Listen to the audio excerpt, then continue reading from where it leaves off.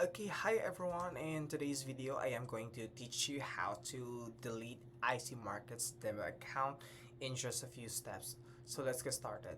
So first thing we need to do is just log in your account and go to the account, and you will see a dashboard on the accounts like live accounts, demo accounts, white accounts, and etc.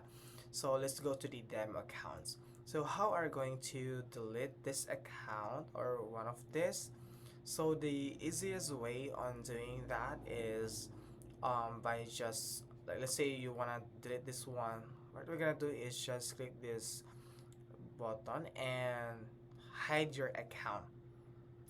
Okay, so yeah, it is now not visible on your dashboard, and you can and there's no reason on doing that. And you can start a new one. You can create a new demo account by clicking this one.